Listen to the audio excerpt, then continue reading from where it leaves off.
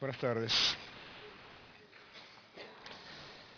Yo quisiera dedicar mi primer pensamiento a la memoria de Hahnemann, el maestro, que hace un cuarto de milenio abrió un camino que todavía estamos explorando, que trajo a la humanidad el más precioso regalo del cielo, la forma más perfecta de aliviar la enfermedad. Cada vez que veo que una persona recupera el control de su vida y puede plantearse libremente los más altos fines de su existencia, no puedo hacer menos que agradecerle por su pasión, su inteligencia y su honestidad intelectual. Cada vez que alguien me agradece porque con mi intervento se cumplió su homeopatía, mirando el retrato de Hahnemann que está en mi consulta, como en la consulta de todos los homeópatas, siempre le sugiero, agradézcanle a él. También quiero agradecer la invitación a este importante congreso y traer a todos los participantes los saludos de mis compañeros de trabajo, los docentes y los alumnos de la Academia Homeopática de Venecia, en Italia, porque cualquier mérito que pueda parecer que yo tenga es el producto del trabajo colectivo con mis pares en diferentes lugares del mundo, en Italia, en Argentina, en Cuba, etc.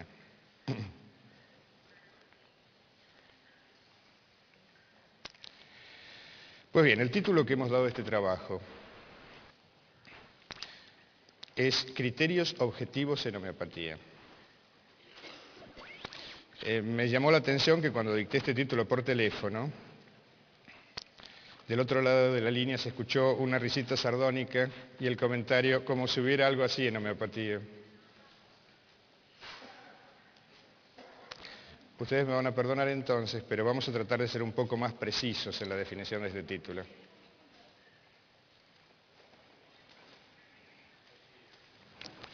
La palabra criterio es un sustantivo que proviene del griego, criterion, y esta palabra viene de la raíz, de una raíz que quiere decir juzgar.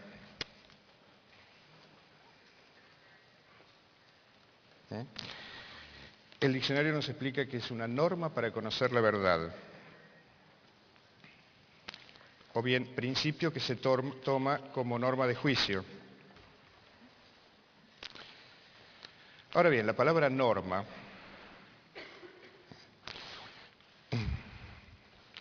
es la regla que se debe seguir o a la que se deben ajustar las conductas, las tareas, las actividades, etc. Viene del latín norma, que es el nombre que toman las escuadras de los artesanos que ajustan la madera, la piedra, etc.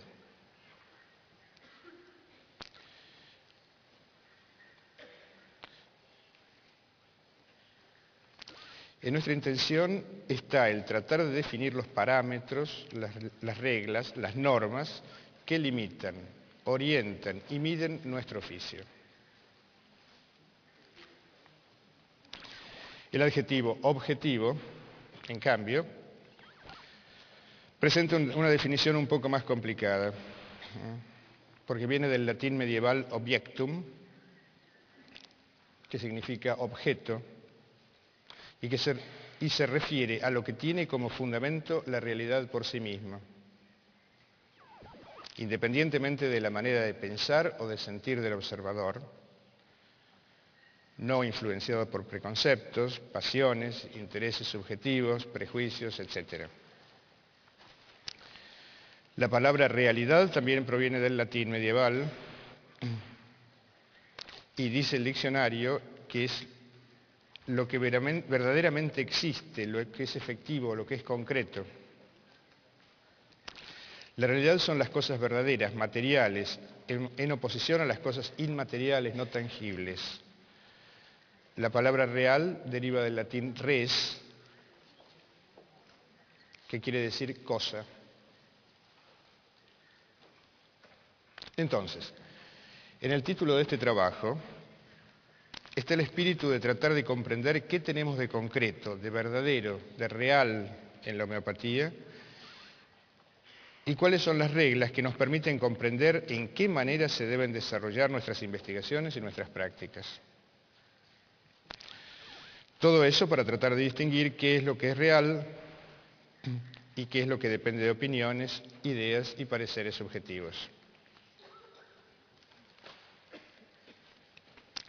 Ahora, ¿es posible colocarse en una posición tan separada del fenómeno con el cual trabajamos, como para no influenciarlo con nuestra subjetividad? Sabemos que la simple observación de un fenómeno lo modifica. Entonces, ¿cómo podemos hacer para respetar su naturaleza? En el parágrafo 83 del Organon, Hahnemann nos explica con una síntesis admirable cuáles son las características de un buen médico. La primera es la imparcialidad, Unbefangenheit. La segunda, los sentidos sanos.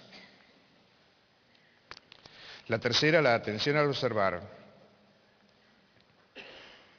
Y la cuarta, la fidelidad, Treue, tomando nota del cuadro de la enfermedad. De estas cuatro características, una es física, los sentidos sanos. Una depende de un esfuerzo de la inteligencia, la atención al observar. Y dos son éticas, la imparcialidad y la fidelidad. Es cierto que la observación modifica lo observado, pero dado que tenemos en nuestras manos la salud de una persona que confía en nosotros, al punto de delegarnos su curación, tenemos que tratar de abandonar todo lo posible nuestros preconceptos y nuestros personales puntos de vista para aproximarnos todo lo posible a la realidad. Cuentan que los grandes arquitectos que construyeron las grandes mezquitas dejaban sin terminar una pequeña parte, un espacio del piso, del techo, para evitar llegar a la perfección, porque la perfección solo es posible para Alá. Pues bien, nosotros tenemos que ser conscientes en cada momento de nuestra imperfección, en la posibilidad de llegar a la objetividad completa, pero que nuestro deber es acercarnos todo lo que podemos.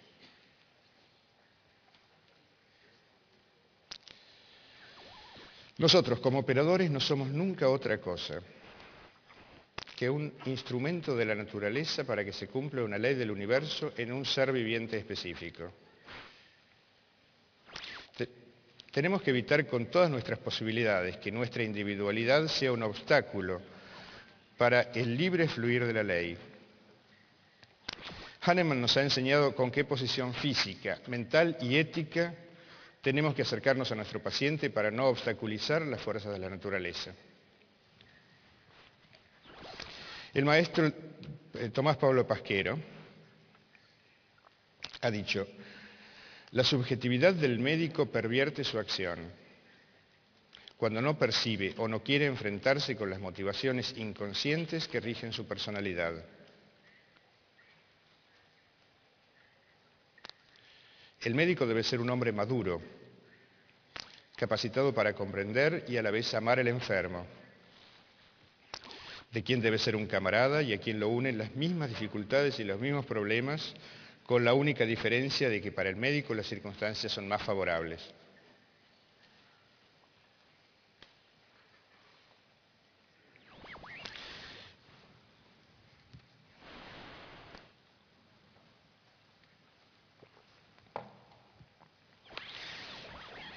¿Qué es en realidad lo que tenemos de la homeopatía?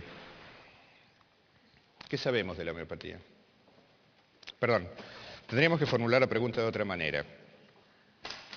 ¿Qué tenemos de objetivo en la homeopatía? Para empezar tenemos una ley. Vuelvo a Pasquero. Las teorías médicas han gravitado siempre alrededor de dos opuestas concepciones. La primera hipótesis supone que la enfermedad es debida a causas exógenas, vale decir, a influencias accidentales de origen externo. La terapéutica implica reconocer a través de un raciocinio o investigación analítica dicha causa y combatirla para suprimirla. La segunda hipótesis es que la enfermedad expresa una actividad interna o endógena, en que el organismo reacciona como una unidad funcional para adaptarse a condiciones o circunstancias adversas. En esta segunda teoría se considera el organismo íntegro comprendido en un esfuerzo de readaptación que exige el juego armónico y completo de su actividad vital. El primer concepto, llamado analítico, practicado desde los primitivos tiempos y racionalmente sostenido por Galeno y por Celsus, y continuado por los árabes, fue modernizado por Bichat, Broussais y llevado a su culminación por Pasteur, que inauguró la era cuyas prolongaciones estamos viviendo. La teoría sintética inspiró la medicina antigua de la India y la China, siendo propiciada y exaltada por Hipócrates, quien fue el primero en emitir el concepto de similitud entre el enfermo y el medicamento. Posteriormente, esta hipótesis fue auspiciada por los vitalistas hasta el advenimiento de Hahnemann, que la llevó a la práctica. Es decir, que tenemos una ley que tiene un reconocimiento histórico de la misma dignidad que la otra, que no ha sido un invento de Hahnemann, sino que tiene sus raíces en el más profundo origen del pensamiento médico, y que está en la génesis nada menos que de las medicinas milenarias de la China y de la India. Es la ley de semejanza, y se basa en una visión completa de los conceptos de salud y de enfermedad. El cumplimiento de esa ley fue por milenios un misterio. Hahnemann comprendió su mecanismo. Una sustancia es capaz de curar las enfermedades que presentan los mismos síntomas que provoca experimentalmente en los sujetos sanos. No es posible concebir que un homeópata pretende ejercer su trabajo en un paradigma diferente al que está delimitado por la ley de semejanza.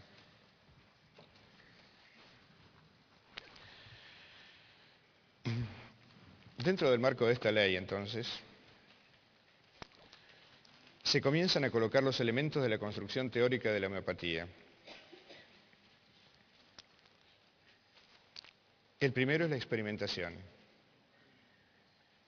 Dice Hahnemann en el parágrafo 108 del Organon: no hay una manera posible de averiguar los efectos peculiares de los medicamentos en los sujetos sanos. No hay camino más seguro y más natural de alcanzar este fin que administrar experimentalmente los diversos medicamentos en dosis moderadas a personas sanas, a fin de descubrir qué cambios, síntomas y signos produce su influencia individualmente en la salud física y mental. Es bastante lógico. Si me baso en una ley que dice que para curar tengo que tener los mismos síntomas que produce una sustancia determinada, tengo que saber qué síntomas produce esta sustancia. No puedo basarme en lo que a mí me parece, en lo que tendría que ser, en lo que esta sustancia me sugiere. Tengo que experimentarla. La experimentación de una determinada sustancia sobre un sujeto sano produce síntomas. Y los síntomas son objetivos, o por lo menos tendrían que serlo. La palabra síntoma viene del latín symptoma y del griego symptoma, que significa acontecimiento fortuito y que viene de la raíz symptein, de sim, que es un prefijo que indica unión, como en sincronía, y tein, que significa caer, es decir, algo que sucede junto con otra cosa, algo que cae con otra cosa. No es la cosa en sí. Como en el concepto físico de la caja negra, el síntoma es el output que corresponde al input de la sustancia que hemos introducido en el sistema. No sabemos qué sucede dentro del sistema, la caja negra, pero podemos leer el resultado en esta cosa que sucede y con la que se nos esconde. Pero eso es lo que tenemos y los síntomas son objetivos. Como dice Marcelo Candegave, los síntomas son nuestro parámetro científico, nuestro único punto de referencia. ¿Qué sucede entonces cuando hacemos una experimentación de una sustancia sobre un individuo sano?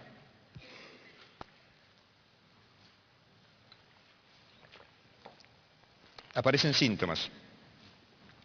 Pero lo más interesante es que aparecen síntomas en todos los niveles del experimentador,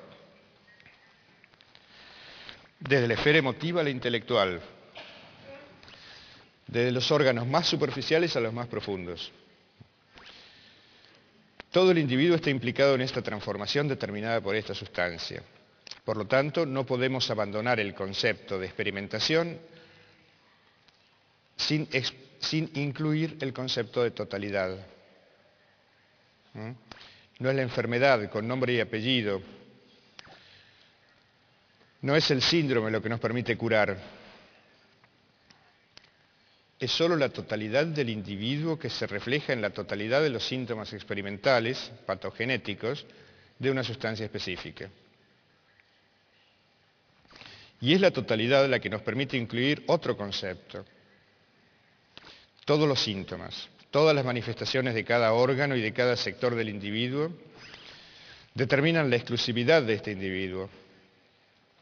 Esta específica combinación de signos, síntomas, expresiones y manifestaciones no se repiten nunca en otro individuo y no se repetirán jamás en la historia de los seres vivos.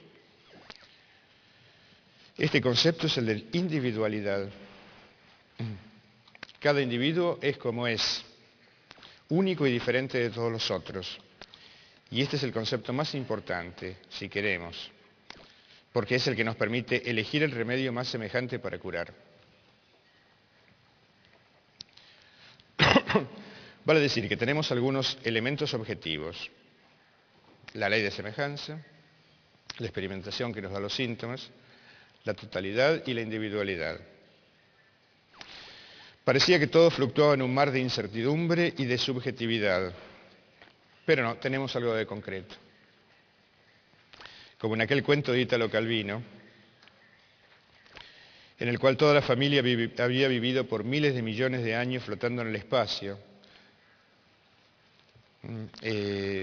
antes que la materia se condensara, hasta que el narrador recuerda el momento en el cual efectivamente la materia empieza a condensarse, porque es su hermanita que lo descubre diciendo, «Hey, aquí se toca».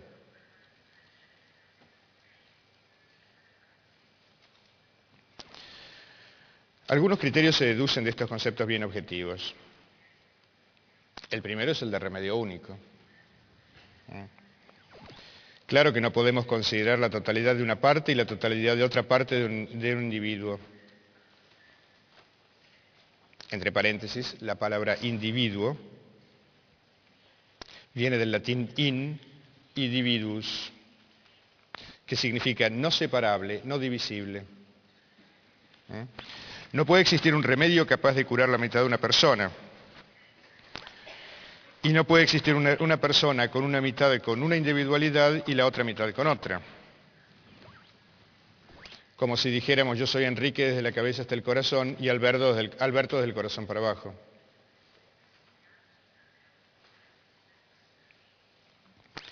De estos conceptos surge también una experiencia práctica determinada por otra ley natural.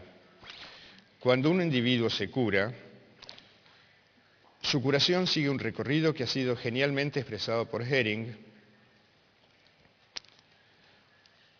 al punto que viene llamada también la ley de Hering, es la ley de curación. La ley de curación es la prueba final de la realidad de toda la construcción teórica. No podría existir si la totalidad del organismo no reaccionara como un elemento único.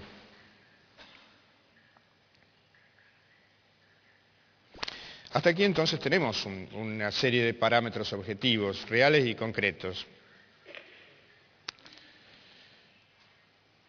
con los cuales podemos montar una construcción objetiva y real de la homeopatía. Vamos a hacer algunos comentarios sobre estos puntos.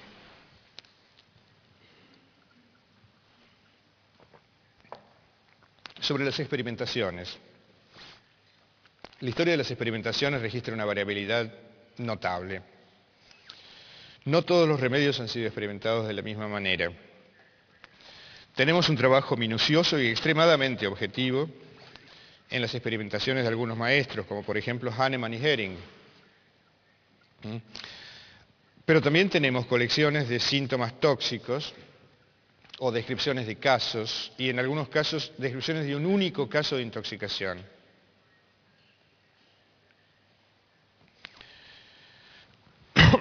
Hahnemann ha dejado indicaciones muy precisas para las experimentaciones, pero han sido seguidas solo en mínima parte. La mole de material acumulada en 2 siglos de malos agregados ha significado solamente abultar la cantidad de material con el cual tenemos que trabajar, creando confusión y complicaciones infinitas. Por otra parte, muchas expresiones que quedaron en la literatura homeopática, histórica, no tienen el menor asidero en las experimentaciones, como el caso de los cabellos rubios de pulsatila o los dedos cortos de calcárea.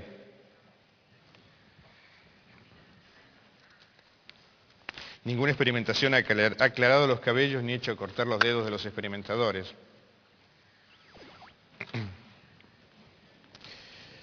La investigación de los síntomas de la experimentación debe ser orientada siempre a descubrir todos aquellos aspectos que distinguen este remedio en particular de los otros remedios de la materia médica.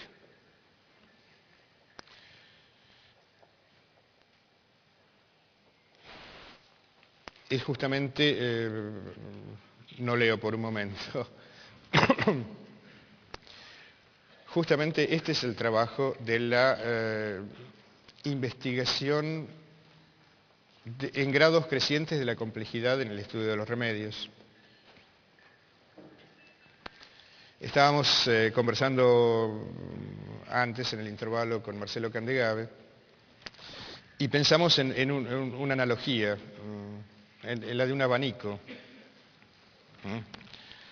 Un abanico es un palito. En el momento en que se abre ese palito, nos revela una estructura que está dada por todas las varillas que sostienen toda la estructura y algo entre esas varillas que se revela en el momento en que vamos a verlo. Imagínense ustedes un abanico en diferentes pisos. Nosotros vamos a encontrarnos una vez que terminamos de analizar un nivel, nos vamos a encontrar con otro palito que, abriéndolo, ampliándolo, nos va a aclarar más todavía la totalidad del elemento global, abanico, dándonos mayor información sin perder la estructura. No podemos abrir el tercer piso solo. Tenemos que abrir primero el primero, segundo el segundo, tercero el tercero. Porque como decíamos antes, también respondiendo a una pregunta de esta mañana, lo que nosotros estamos buscando desde el punto de vista clínico, desde el punto de vista práctico, es hacer la pregunta definitiva al paciente, la que nos aclara perfectamente cuál es el remedio que corresponde. Y como este núcleo fundamental del remedio tiene absolutamente que coincidir con el núcleo fundamental del paciente, haciendo la pregunta justa, si llegamos a la pregunta justa, su respuesta nos tiene que aclarar todo lo que necesitamos.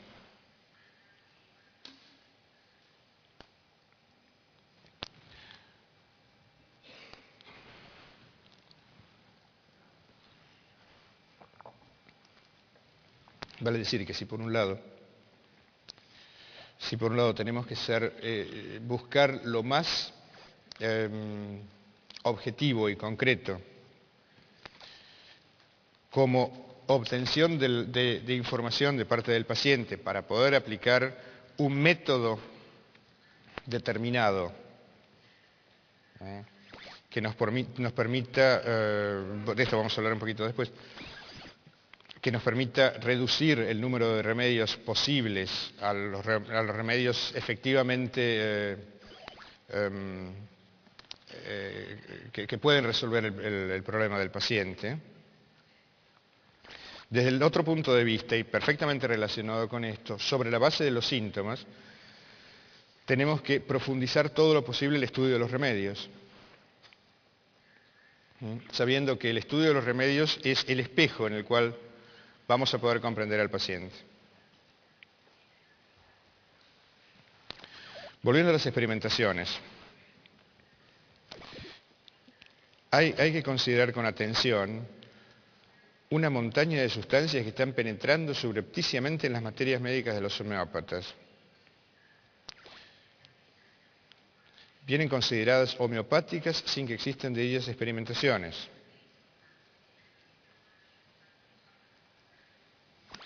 Esto se ha dicho en favor de los homeópatas jóvenes,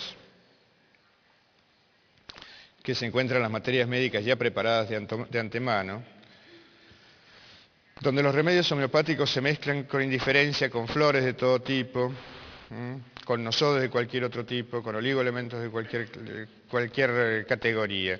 Yo no quiero despreciar ninguna rama de la terapéutica, pero es necesaria que sea bien clara la colocación de cada una. Y otra pequeña crítica que quisiera hacer es que me parece importante que las experimentaciones, particularmente de las nuevas experimentaciones, sean hechas es decir, los síntomas de estas experimentaciones sean expresados en el lenguaje común, lo más claros y precisos posibles. Porque últimamente se ha observado la tendencia a utilizar expresiones que corresponden a modas culturales y dejan de tener valor en cualquier otro contexto.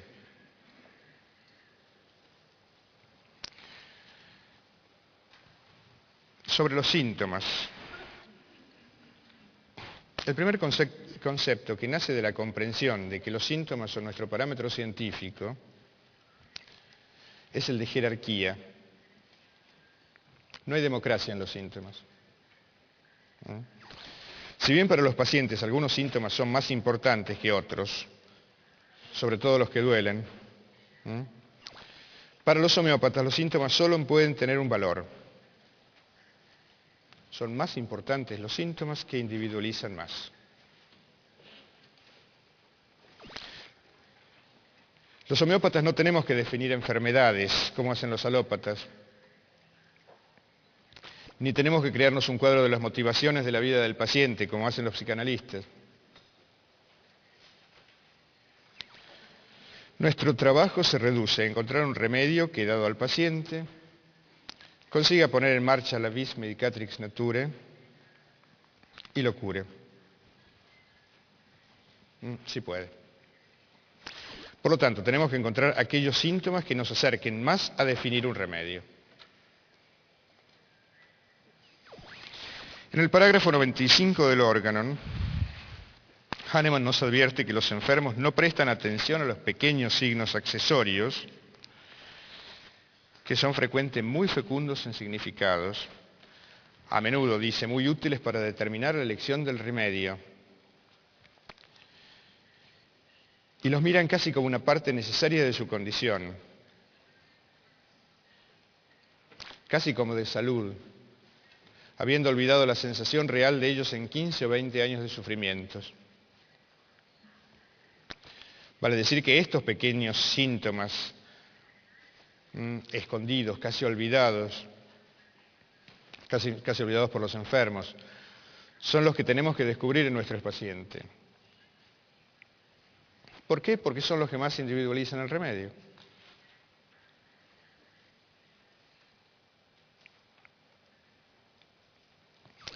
Primero tenemos la forma de clasificación clásica de los síntomas: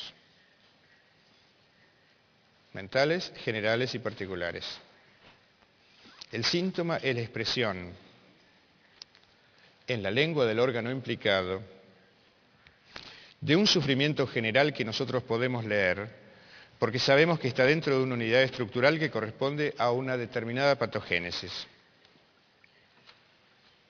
Es decir, la aversión por la lectura y la sensación de parálisis del miembro superior cuando el paciente está sentado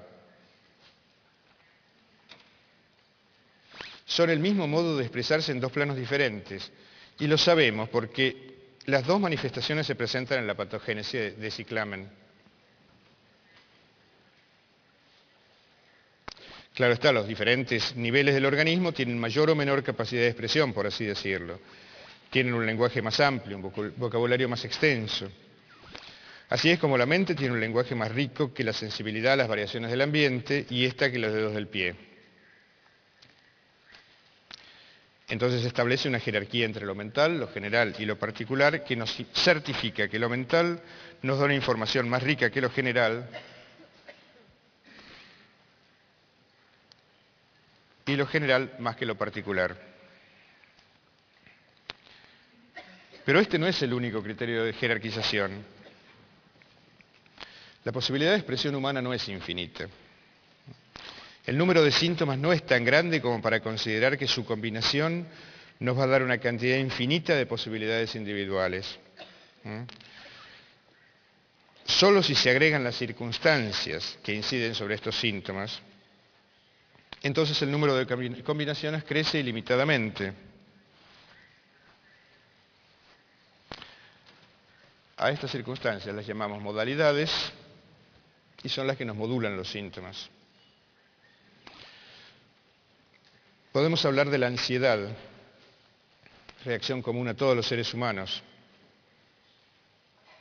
Pero la ansiedad en la cama o caminando al aire libre, o después que tomamos cerveza, es específica de pocos e individualiza mucho más.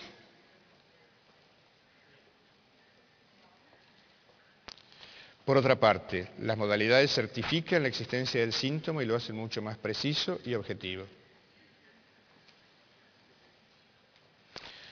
Hay un tercer concepto para considerar en la jerarquización de los síntomas. Algunas manifestaciones aparecen fugazmente en la historia del individuo. Otras dependen de sus condiciones de vida, de trabajo, emotivas, etc. Algunas van y vienen como sometidas al viento de sus sufrimientos existenciales. Todos podemos sufrir penas de amor, o acidez de estómago, o dolores articulares por la humedad. ¿Cómo podemos distinguir lo estructural de lo pasajero, lo constitucional de lo aleatorio? Solo aquello que se ha presentado igual siempre, desde que tenemos memoria, independientemente de las circunstancias de la vida, es objetivamente perteneciente a nuestra Constitución.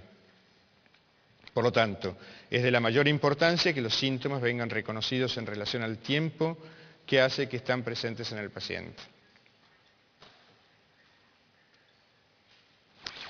Y esto nos crea una clasificación jerárquica precisa, objetiva. Los más importantes son los síntomas modalizados, mentales y que están presentes desde siempre.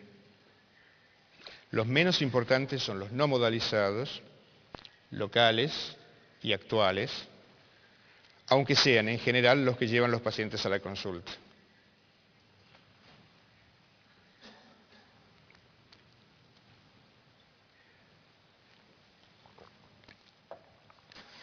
Una última consideración en relación con los síntomas tiene que ver con la repertorización.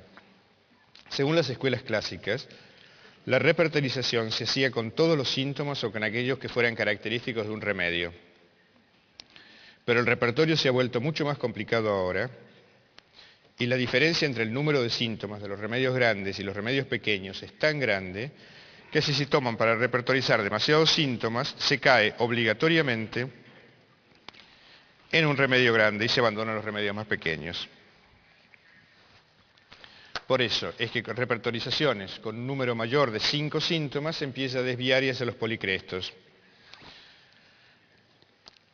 Claro que los 5, o mejor los 3 síntomas que se toman para repertorizar tienen que ser de la mayor jerarquía. Pero esta jerarquía es objetiva, no depende en lo más mínimo de nuestros preconceptos y nos permite ser imparciales, como quiere Hahnemann.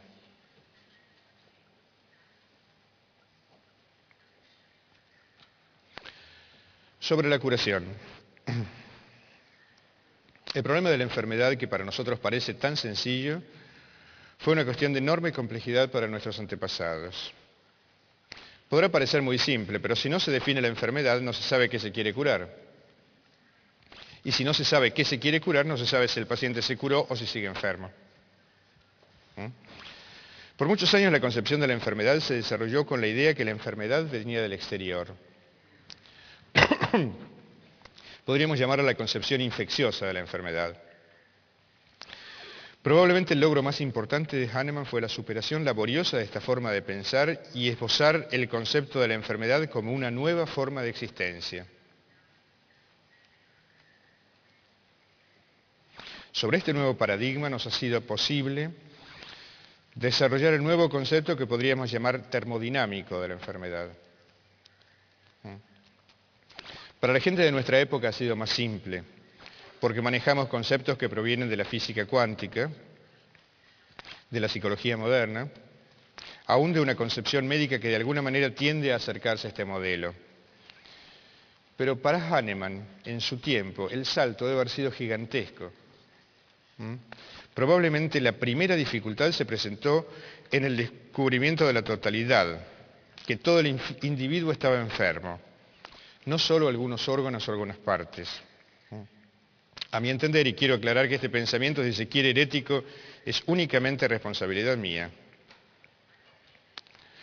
Toda la teoría miasmática de Hahnemann es parte de un pasaje hacia la nueva concepción de la enfermedad, que no pudo desarrollar completamente porque llegó a estas conclusiones hacia el final de su vida. Digo esto también porque la idea de miasma se relaciona siempre con una influencia externa de la enfermedad. En tiempos de Hahnemann se hablaba solo de miasmas. Todas las enfermedades eran miasmáticas. Probablemente de aquí nació la idea de la primera concepción de la higiene. Hahnemann no podía ser de otra manera. Las enfermedades tenían que tener un origen externo. Así es que, como él mismo cuenta, si la enfermedad no podía ser eliminada completamente y regresaba una y otra vez, tenía que haber una base que sustentara este retorno. Y la base no podía ser otra que otra enfermedad, o una enfermedad crónica que el paciente se hubiera contagiado anteriormente y que escondida se expresara periódicamente con manifestaciones visibles. El concepto de totalidad, de unidad del organismo todavía no se había desarrollado. Esta enfermedad crónica, la psora, no podía tener otro tipo de evolución que la manifiestamente biológica, hacia la destrucción de los tejidos o hacia las neoformaciones, determinando la sífilis y la psicosis. Pero toda esta especulación era subjetiva. Está bien que era la subjetividad de Hahnemann, no cabe duda, la subjetividad de un pensamiento fino y agudo, pero era un pensamiento en evolución que probablemente con más tiempo hubiera llegado a teorizar una concepción más acabada.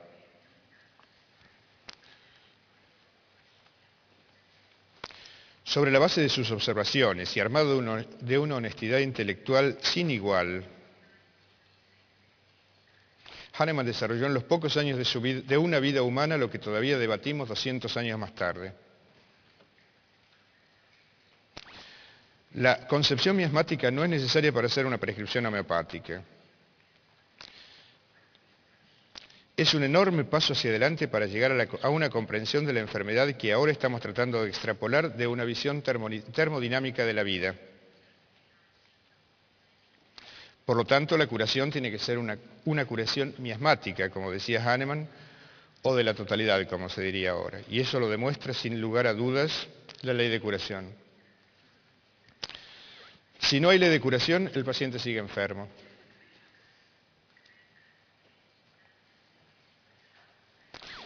¿Y la patología?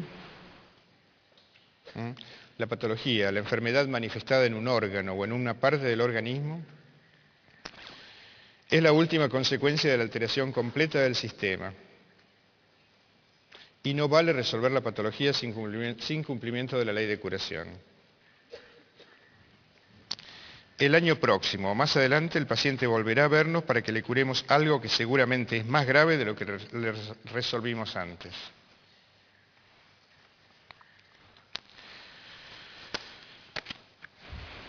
Bueno, para terminar quisiera entonces dejar un simple recuerdo con una analogía. Cuando nadamos en una piscina, podemos hacer una cantidad de juegos, con o sin una pelota, compitiendo, divirtiéndonos de mil maneras. Pero si nos salimos de la piscina no podemos ni siquiera nadar. Esto significa que si respetamos los principios fundamentales, objetivos e indiscutibles de la homeopatía, tenemos un amplio margen de acción, sabiendo que en tiempos más o menos lentos o rápidos vamos a poder resolver el problema de nuestro paciente, restituyéndole esa sensación de estar centrado en sí mismo que nos es tanto cara a los homeópatas, sin la cual no creemos nunca que hemos curado. Pero no puede ser por fuera de los principios objetivos, porque entonces estamos haciendo un híbrido de cualquier cosa que se confía en circunstancias casuales para justificar los honorarios.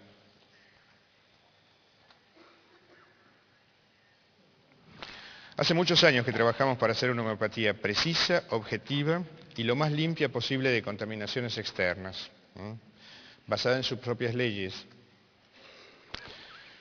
Un desarrollo completo del trabajo que hemos realizado en este sentido con Marcelo Candegave, si a alguien puede interesarle, está publicado en un libro que fue editado en 1996, La aproximación al método práctico y preciso de la homeopatía pura, que tiene una traducción en alemán. El título en alemán es Praxis, gracias. Se ha traducido del italiano al portugués y al alemán. La edición en inglés no va a salir en papel, sino que vamos a presentarla dentro de unos meses en el sitio de internet de la Universidad de Candegave. Así todos pueden acceder a ella. Muchas gracias.